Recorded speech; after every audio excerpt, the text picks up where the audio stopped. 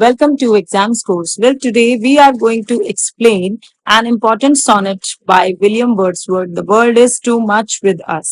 So आज के video में हम विलियम वर्ड्सवर्थ के फाइनेस्ट सॉनेट्स में से एक the world is too much with अस के बारे में डिस्कस करने वाले हैं. एक चीज मैं आपको बहुत ही इंटरेस्टिंग बताना चाहूंगी कि विलियम वर्ड्सवर्थ के जो सॉनेट्स हैं या जो उनकी पोम्स होती थी, तो उनकी पोम्स की जो फर्स्ट लाइन होती थी या सोनेट की फर्स्ट लाइन वो ही उसका टाइटल हुआ करती थी, जैसे कि इस सोनेट में है. ओके, सबसे पहले अबाउट द पोएम हम जानेंगे. 1802 कंपोज्ड. ये जो सोनेट है उनका, इसका कंपोजिंग ईयर 1802 है. 1802 में इसे कंपोज किया गया था और इसे पब्लिश कराया गया था 1807 में. One of the finest sonnet of Wordsworth in which the poet condemns the growing materialism. ये वर्ड्सवर्थ के फाइनेस्ट सोनेट में से एक है, जिसमें जो वर्ड्सवर्थ हैं उन्होंने बढ़ते हुए भौतिकवाद के बारे में बताया है कि किस तरीके से मनुष्य जो है वो आज भौतिकवाद में इतना ज्यादा उलझ गया है कि वो प्रकृति की ओर ध्यान ही नहीं दे रहा है. वो खाने कमाने के चक्कर में, इंडस्ट्रीज की ग्रोथ, इन सब चीजों में लग गया है, लेकिन उसका प्रकृति की ओर बिल्कुल भी ध्यान नहीं है. तो मटेरियलिज्म की ग्रोथ को इसमें शो किया गया है इस सोनेट में. Written in Petrarchan sonnet. ये एक पेट्रार्कन सोनेट है, सोनेट के एक टाइप्स में से एक, जिसमें 8 लाइन्स ऑक्टेव और 6 लाइन्स सस्टेट. जैसे कि आपको ये पता भी होगा कि 8 लाइन्स में एक प्रॉब्लम जो है वो उजागर होती है सोनेट के अंदर, और जो लास्ट का सस्टेट होता है 6 लाइन्स में, उसमें उस प्रॉब्लम का सॉल्यूशन होता है. ओके, पब्लिश्ड इन 2 वॉल्यूम्स इन 1807. ये जो सोनेट है वो उनका 2 वॉल्यूम्स में पब्लिश हुआ था 1807 में. Wordsworth spent many hours wandering about the hills and woods led to the production of some of the finest poetry on nature. जैसे कि हम जानते हैं कि वर्ड्सवर्थ एक नेचर लवर थे, तो वो कई घंटे बिताते थे और वॉन्डरिंग, घूमते थे हिल्स पर, वुड्स पर, यानी कि जंगलों में जाते थे, पहाड़ियों पर जाते थे, प्रकृति की सुंदरता को एंजॉय करने जाते थे, जिसके कारण उनके बहुत सारे फाइनेस्ट वर्क जो है वो प्रोड्यूस हुए हैं. तो इसीलिए वो बहुत समय बिताते थे प्रकृति के संपर्क में, जिससे प्रोडक्शन हो नेचर से रिलेटेड कुछ पोम्स का, सोनेट्स का. Okay, he selected subjects from nature and rustic life. ज्यादातर उनके जो विषय होते थे वो नेचर से रिलेटेड होते थे या रस्टिक लाइफ. रस्टिक लाइफ यानी कि जो रूरल लाइफ और सिंपल लाइफ होती है, उससे रिलेटेड उनके सब्जेक्ट्स हुआ करते थे. स्टार्ट करते हैं. The world is too much with us sonnet. इसकी जो पहली लाइन है सोनेट की, वही इसका टाइटल है. तो सबसे पहले मैं आपको एक ओवरव्यू देना चाहती हूँ इस सोनेट का. The world is too much with अस. इसमें पोएट ने कंप्लेन करते हुए बोला है कि जो दुनिया के लोग हैं वो वर्ल्ड से इतना ज्यादा जुड़ गए हैं, यानी कि संसार से इतना ज्यादा जुड़ गए हैं और पैसा कमाने में, उसे खर्च करने में, इंडस्ट्रीज को खड़ा करने में इतना ज्यादा जुड़ गए हैं कि वो नेचर की ब्यूटी को आइडेंटिफाई नहीं कर पा रहे हैं, उसे प्रॉपरली एंजॉय नहीं कर पा रहे हैं. प्रकृति से खुश होना इंसान जो है वो भूल ही गया है. तो ये पूरी पोएम, यानी कि ये जो सोनेट है वो एक कंप्लेंट है कि हम लोग नेचर को देखना पसंद नहीं कर रहे हैं, जो कि हमारी है, और दुनिया से इतना खुद को जोड़ चुके हैं कि नेचर को हम इग्नोर कर रहे हैं. ओके, स्टार्ट करते हैं. The world is too much with us late and soon. जो वर्ल्ड है, हम इस वर्ल्ड से कुछ ज्यादा ही जुड़ गए हैं.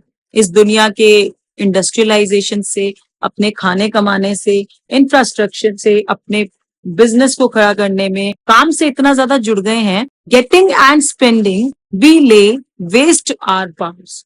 इतना ज्यादा जुड़ गए हैं कि वैसे ऐसी चीजें पहले भी होती थी और आज प्रेजेंट में भी हो रही हैं, बट हम सिर्फ खा कमा रहे हैं, खर्च रहे हैं. हमारे दिमाग में सिर्फ एक ही बात है कि पैसा कमाएं और खर्च करें.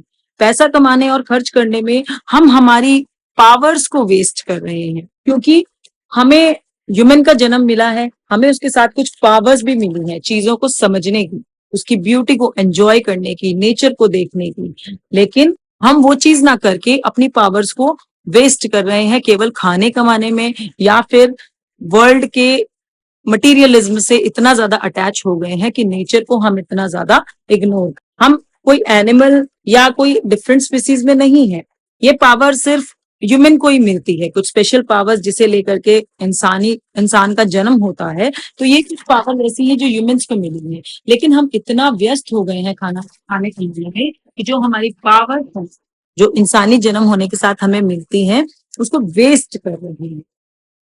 Okay, little we see in nature that is ours, we have given our hearts away a solid bone।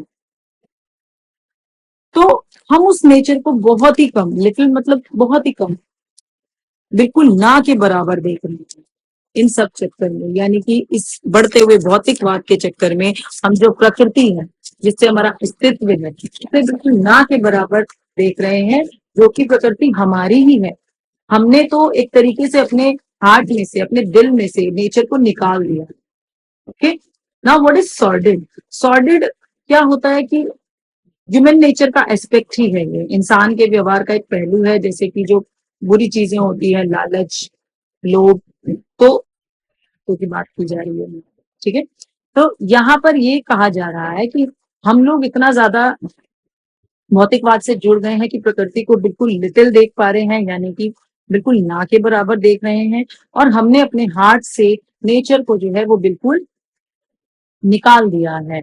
और इंसान के अंदर की जो गलत क्वालिटीज हैं, सॉर्डेड यानी कि जो इंसान के अंदर की गलत क्वालिटीज होती हैं, तो ऐसा लगता है कि हम बिल्कुल पत्थर दिल हो गए हैं, जो हमें समझ नहीं आ पा रहा कि ये नेचर कितनी खूबसूरत है और हमें इसकी ब्यूटी को चेरिश करना चाहिए, एंजॉय करना चाहिए। और ये चीजें हमारे लिए एक लालच भरी ब्लेसिंग्स की तरह हैं।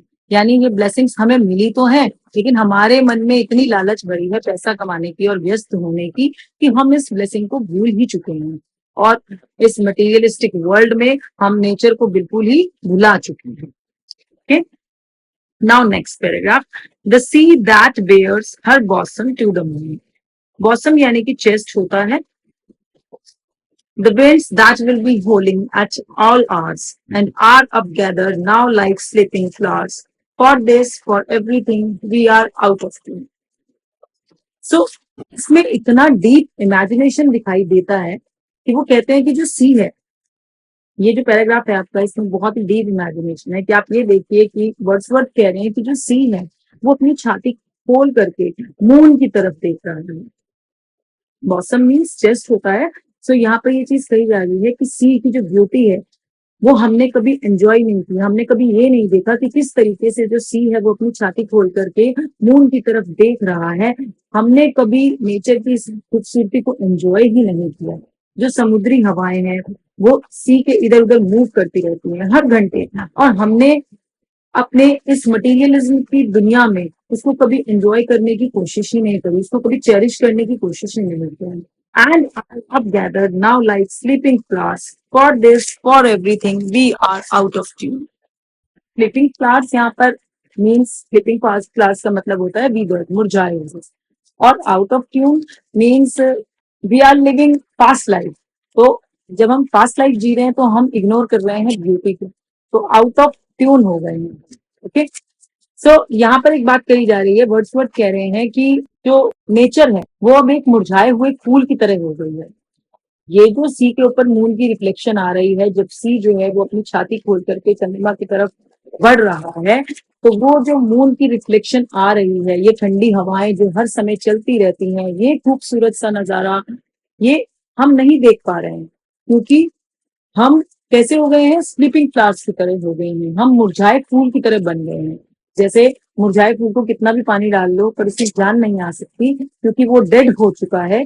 उसी तरीके से हम हो चुके हैं, जिसको नेचर की खूबसूरती का एहसास भी नहीं हो पा रहा, और जो आसपास की इतनी खूबसूरत चीजें हैं उसको हम इग्नोर कर रहे हैं। तो इन सारी चीजों के लिए हम नेचर की जो खूबसूरती है उससे आउट ऑफ ट्यून हो चुके हैं, यानी कि उसकी खूबसूरती के बाहर हो चुके हैं। Okay, it moves us not, great God, I had rather be a pagan suckled in a creed outrun। यहाँ पर सबसे पहले आपको पैगन का मतलब पता होना चाहिए। पैगन वो पर्सन होता है जिसके रिलीजियस बिलीफ जो है वो जो मेन रिलीजन्स होते हैं वर्ल्ड के, उनसे थोड़े डिफरेंट होते हैं।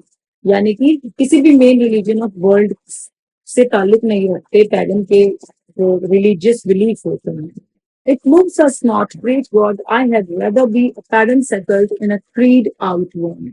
तो यहाँ पर वर्ड्सवर्थ कह रहे हैं कि हम हिलते भी नहीं है, इस ब्यूटीफुल नेचर को देख करके हम पर कोई असर नहीं पड़ता है. इट मूव्स अस नॉट मतलब ये नेचर जो है वो हमें भी हिला नहीं पा रही है, यानी कि हम पर कोई असर ही नहीं हो रहा है इस नेचर की ब्यूटी का, उसको देख कर भी. सो यहाँ पर वर्ड्सवर्थ कह रहे हैं कि great God I had rather be a pagan, इससे तो अच्छा है कि मैं पैगन बन जाऊं.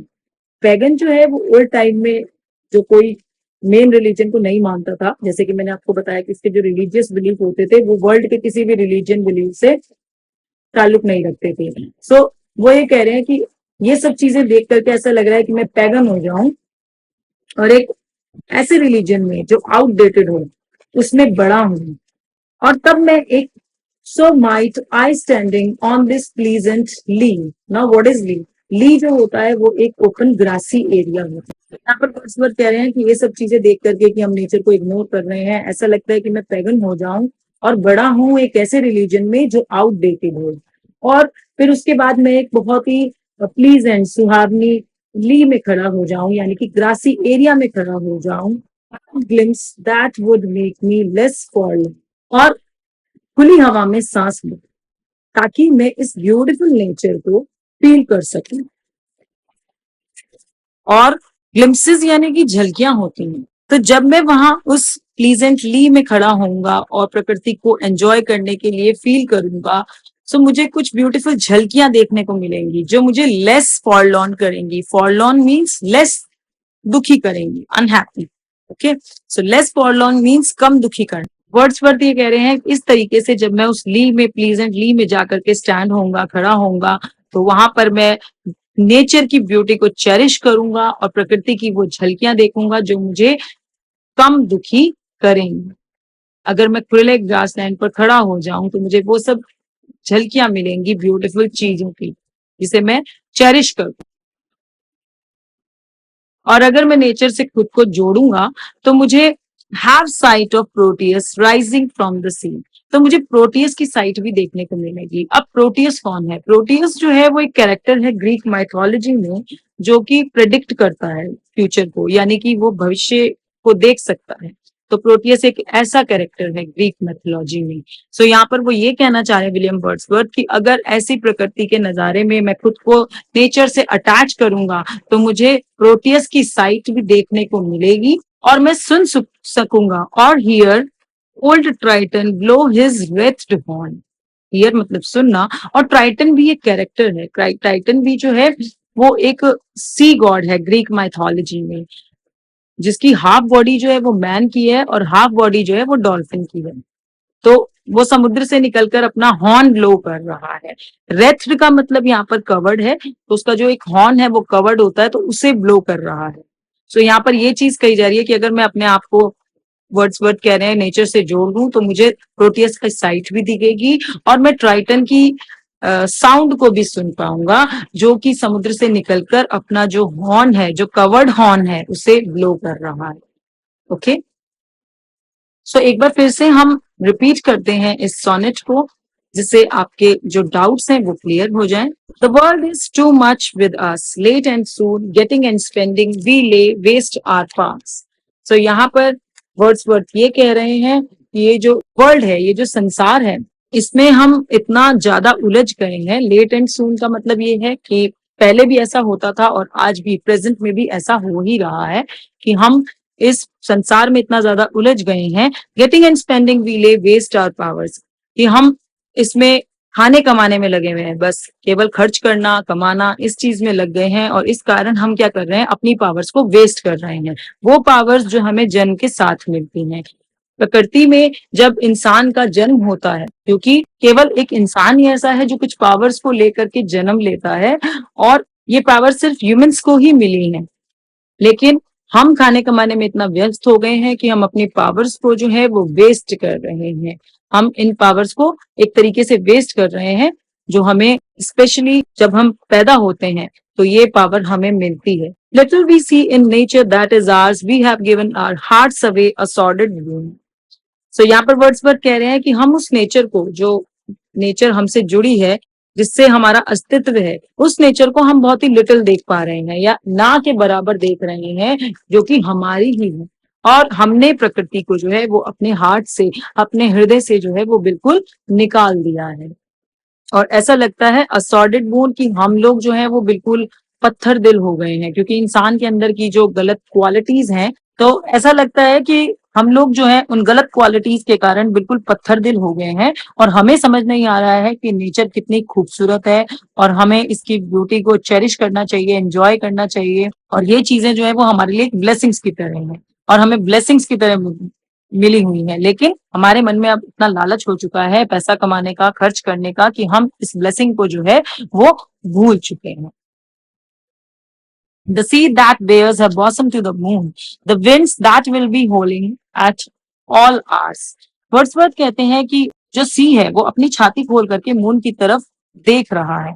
ये जो नजारा है ब्यूटी का, क्या हमने कभी इसे चेरिश किया है? नेचर में इतनी ब्यूटीफुल चीजें हैं जो चीजें हम एंजॉय नहीं कर रहे हैं। तो जो सी है वो अपनी छाती खोल करके मून की तरफ देख रहा है।